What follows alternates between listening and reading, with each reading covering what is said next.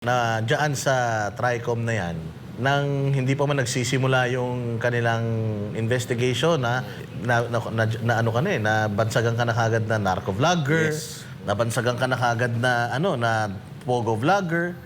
Masakit yun, lalo na yung nabansagan ka kagad na fake news peddler. Ano ba kasi yung contemptuous sa inyo? Ano po ba talaga sa inyo yung fake news? Yung fake news ba sa inyo is yung ayaw nyong balita? Kasi mali yun. Yung ayaw nilang marinig. Yung ayaw nyo marinig, yun ang fake news sa inyo. Mali yun. Kasi ganito yan. Kung meron po kayong mga, halimbawa ako, meron po ako nasabi, na sa tingin ninyo, mali at hindi ko naiintindihan. Napakadali lang. Meron naman kaming vlog, meron naman kaming mga email.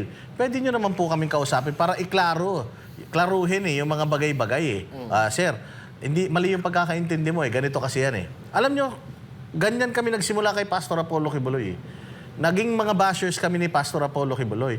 Nagdemanda ba si Pastor Apollo Kibuloy sa amin? Private na tao yan. With all his resources and all his pool of lawyers, pwede naman siya mag-file ng kaso sa amin dahil sa mga masasakit naming nasabi sa kanya Pero anong ginawa ni Pastor Apollo Kibuloy? In-invite pa. They invited us para mahanap namin yung mga kasagutan sa mga tanong namin ng kami mismo yung makakakita. Yes. Hindi yung sila yung magbibigay ng sagot. Ang totoong leader kasi, nakikinig. Yun. Tama. Yun po ang totoong leader, nakikinig. Yung totoong leader, nag-i-explain. Hindi yung nag-uutos.